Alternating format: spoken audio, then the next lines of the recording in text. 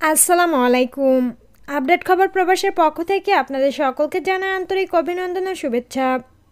এই ভিডিওটির মাধ্যমে জানিয়ে দেব কুয়েতের আজকের গুরুত্বপূর্ণ কয়েকটি আপডেট নিউজ সম্পর্কে।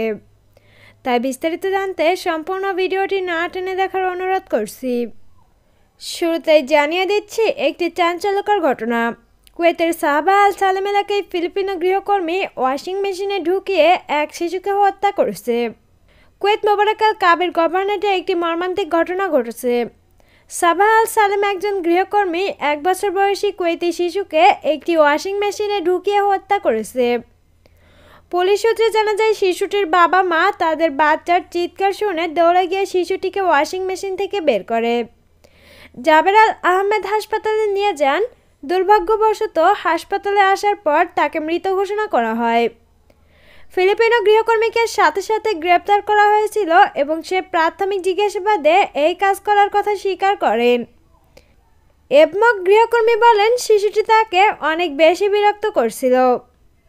স্বরাষ্ট্র মন্ত্রণালয়ের অপরাধ তদন্ত বিভাগের কর্তৃপক্ষ এই অপরাধের পেছনের উদ্দেশ্যগুলি প্রকাশ করতে এবং তার বিরুদ্ধে প্রয়োজনীয় আইনি ব্যবস্থা নিতে এবং আরও অধিকতর জানার জন্য তদন্ত শুরু করেছে। অন্যদিকে কুয়েতের জাবরি এলাকায় একজন কুয়েতি অন্য একজন কুয়েতিকে একসাথে 3টি গুলি করে মারাত্মক জখম করেন।